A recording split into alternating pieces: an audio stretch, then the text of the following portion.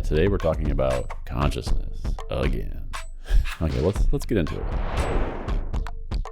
Remember that Google engineer who thought that Google's AI was conscious and then got fired for breaching his confidentiality obligations? Google has a policy against creating sentient AI.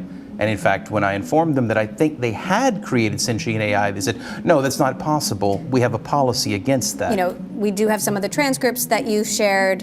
Why didn't he know how to distinguish between authentic consciousness and a convincing simulation of it? Like, why did he think that software doing math could be conscious? This is the question I want to answer today, or try to answer on this channel in general. In my last video, in response to Anthropic hiring its first AI welfare researcher, I talked about how unlikely it is that current AI systems will become sentient. I received a number of thoughtful responses, a lot of them asking how we know that anything is conscious. Given how little science knows about consciousness, isn't talking about it kind of pointless? People also called me a robophobe, which made me laugh. I'm not afraid of robots though. I'm just afraid of the real-world harms introduced by technology innovation that's driven by these dehumanizing ideologies like transhumanism and effective altruism. In this video, I will attempt to explain how we can know that other beings are conscious or sentient, from humans to animals to plants, and of course, machines. So first, we'll examine the conventional approaches to this question, none of which I find that helpful. Then we'll look at how an alternative metaphysics like philosophical idealism might answer the question. And then we'll conclude by synthesizing these various approaches and seeing where that leaves us on the question of especially AI consciousness.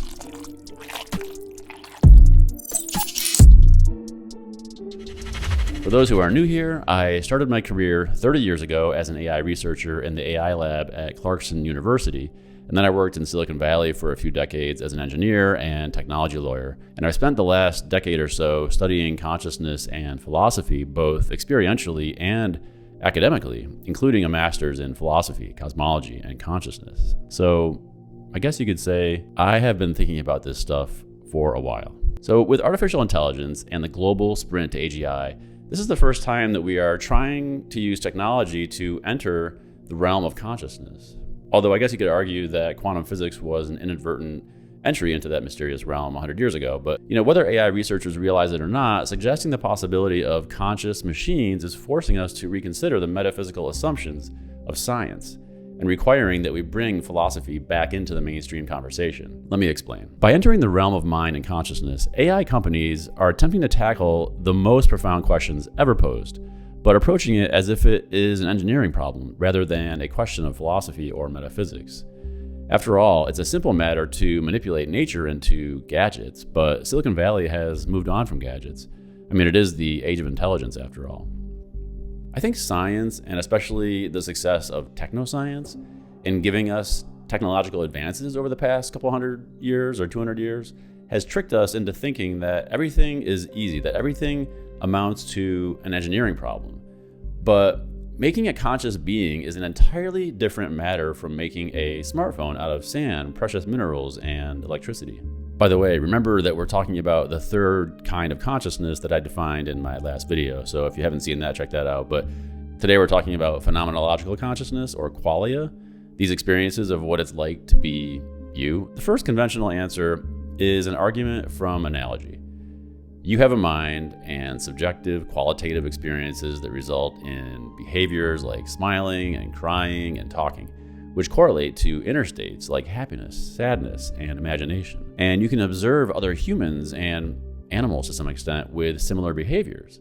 So therefore, you can infer that other humans are conscious. The alternative, that you're the only human, or animal for that matter, with these rich subjective experiences that other people are just like NPCs, is narcissistic and probably sociopathic.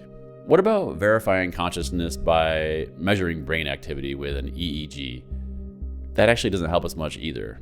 It's true that there is a strong correlation between brain activity and conscious activity, but that is not necessarily evidence of subjective conscious experience. Also, brain scans of people on psychedelics or in deep meditative states sometimes show little to no brain activity, despite the person having the most vivid psychedelic experiences. Conversely, there can be measurable brain activity without any subjective experience, as in the case of sleep stages where there's no dreaming, anesthesia-induced unconsciousness, and subliminal perception that does not enter conscious awareness. A similar approach is this notion in philosophy popularized by David Chalmers called organizational invariance. This theory argues that any two systems with the same fine-grained functional organization will have qualitatively identical conscious experiences. So under this theory, two human brains must have similar capacities for subjective experience. Of course, as any yogi or Buddhist will tell you, the quality of the actual experience that a person has will depend on the relative state of their consciousness. But that's a whole other conversation. Now, I'm a scientific materialist at heart. I want a scientific theory of consciousness that works. Okay, so under this theory of consciousness, the organizational structure must be fine-grained and functionally identical. So it's not enough to create a software simulation of the rough nodal arrangement of neurons in the brain, for example. The invariance would have to go down to the level of molecules at least, and may require a physical structure beyond software. As philosopher Bernardo Kastrup puts it, creating a detailed simulation of kidney function in software on my computer will not cause my computer to urinate on my desk. Bernardo, you are well known for opposing the concept of AI consciousness. I'd like to know why. I think we mistake a simulation for the thing simulated when it comes to consciousness, even though we don't make that mistake for anything else. Another way to find consciousness with other beings is through abduction, which I talked about at length in my video on intelligence and AGI. When it comes to living beings, a rich internal world is the best explanation for the complex, meaningful, and purposeful behaviors that they exhibit.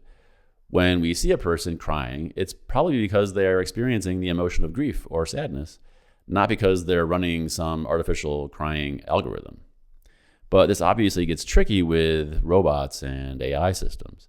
Then it's like the inference goes the other way, and we start to infer that they have possibly some kind of sentient experience. And this requires, I think, discernment. So, abduction is not enough to get us all the way there. Given what we know about the construction of AI systems and robots, the inference we should make is that it's probably running a simulation of emotional responses unless we have some other reason to think otherwise. So again, this highlights the limitation of abductive inferences. They must eventually be verified or grounded with deductive reasoning. And I think this also points to the limitations of the conventional approaches to verifying the presence of consciousness. By fundamentally misunderstanding the nature of consciousness and even reality itself, conventional science can only make guesses. So we'll get to that in a second. Okay, so what about animals? Philosopher René Descartes famously thought that animals were essentially robots or automatons. But we can apply most of the approaches we just discussed to animals, right? They play and they grieve and they experience fear. So arguing from analogy or inferring to the best explanation, it seems plausible that animals too have subjective qualitative experiences. Not only that, but many animals have complex brain structures, especially the larger mammals. So organizational invariance also points to animals having a rich internal experience. And finally, humans evolved from primates and lower animals before that. So that would suggest that there's a sort of continuum of consciousness, right, that keeps expanding as you go up the evolutionary chain. It's not as if there was nothing and then all of a sudden consciousness came with humans. That seems very anthropocentric. Okay, now let's approach this question from the other direction. Instead of looking at structures and behaviors, what if we accepted a different, more elegant metaphysics? After all, the one we have, scientific materialism, can't seem to explain or confirm consciousness. Come, turn off your mind, relax, float downstream with me.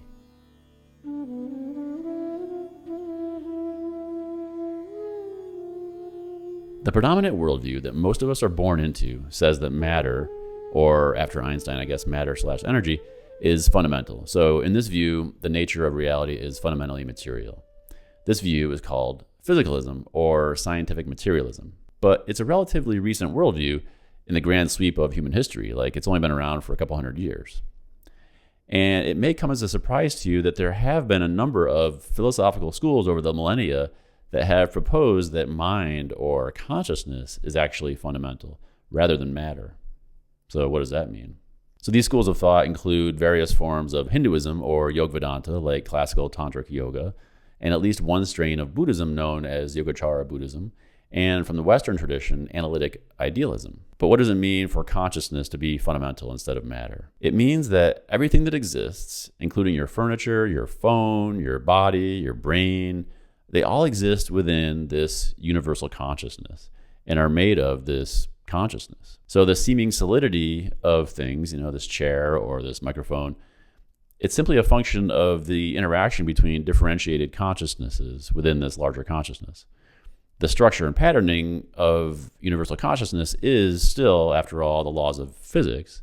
And we all share the same reality because we are all small pieces of mind inside this universal mind. So it's not like we all have our own reality. We all share reality because we're still all people inside of this universal mind. Fortunately, universal mind is very good at remembering where things are. So if I leave my phone on my nightstand, then the consciousness that is that phone is still going to be there unless something moves it.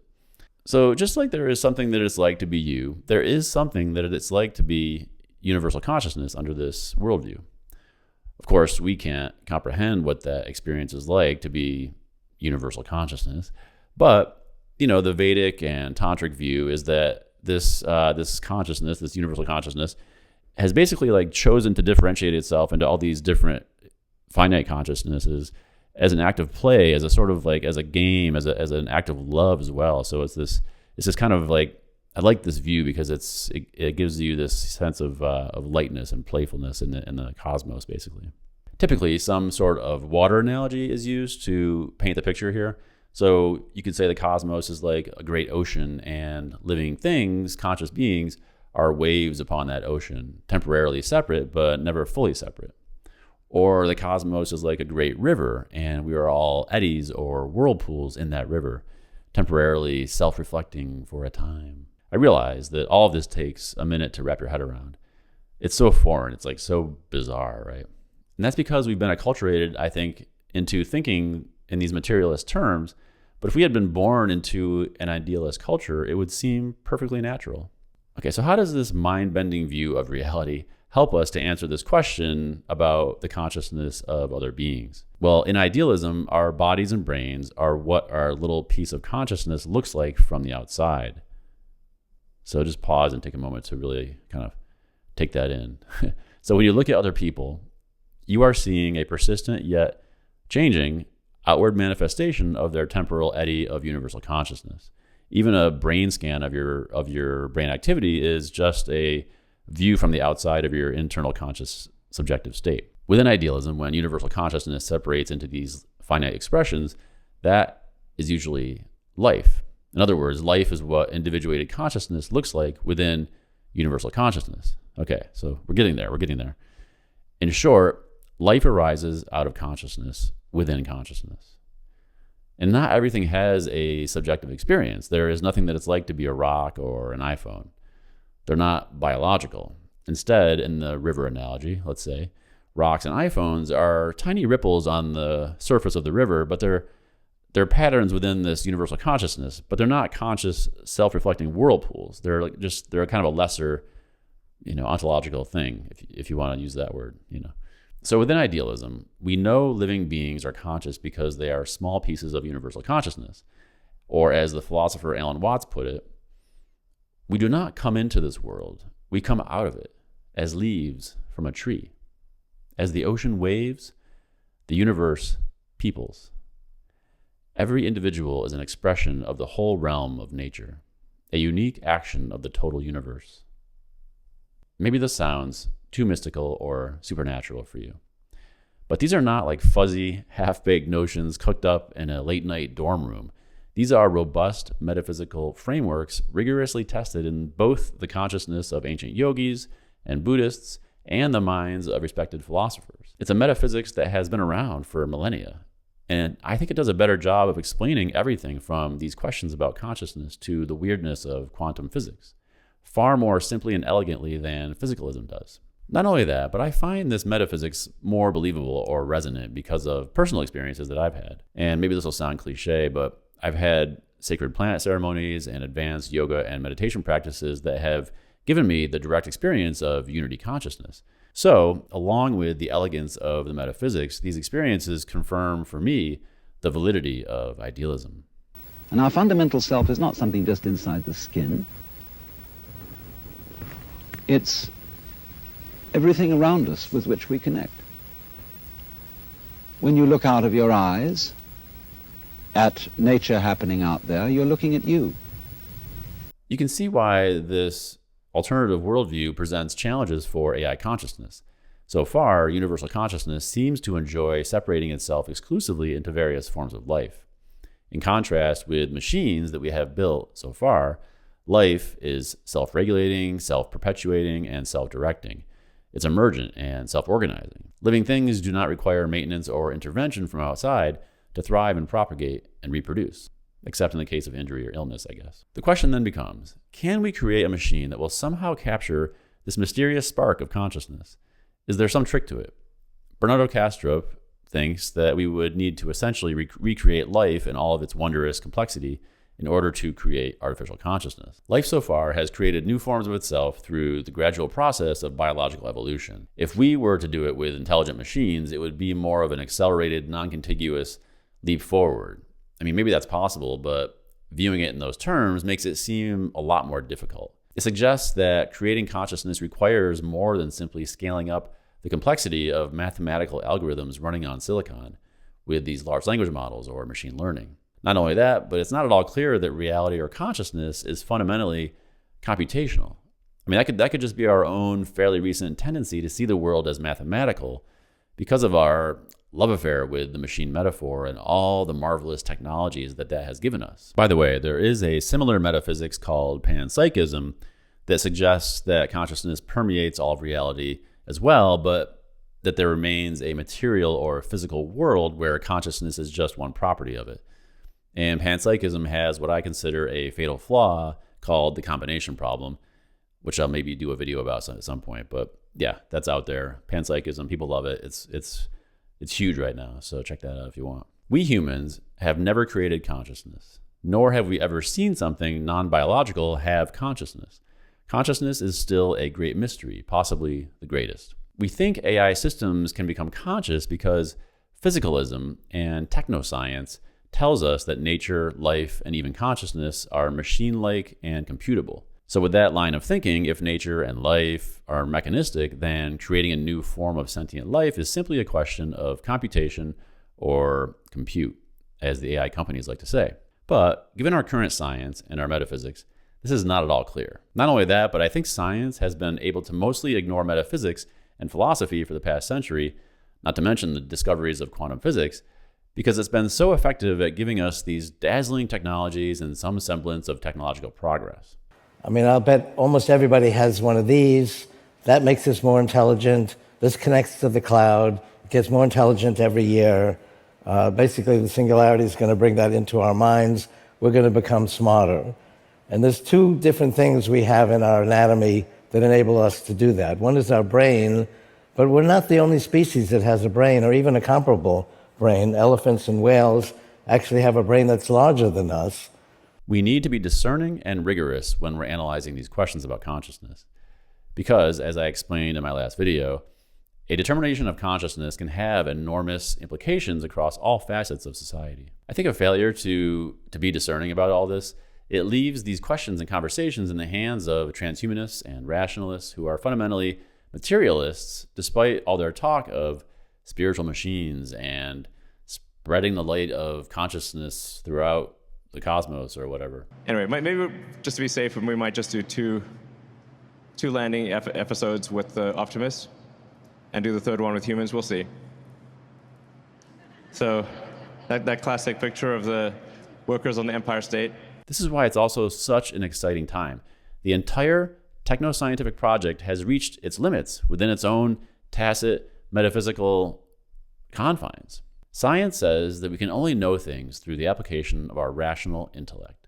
But I think if we engage our embodied empathy and you just tune into another being, an animal, a person, you can experientially confirm the presence of another consciousness. In other words, maybe we're simply overthinking it. All right, thanks for watching. If you like this video, if you like my stuff, give me a subscribe, give me a like. I'd love to hear your thoughts on all this. If you want to leave a comment down below, we can talk about it more down there. And yeah, next time I'll get back to my regular programming, whatever that is. Thanks so much for watching.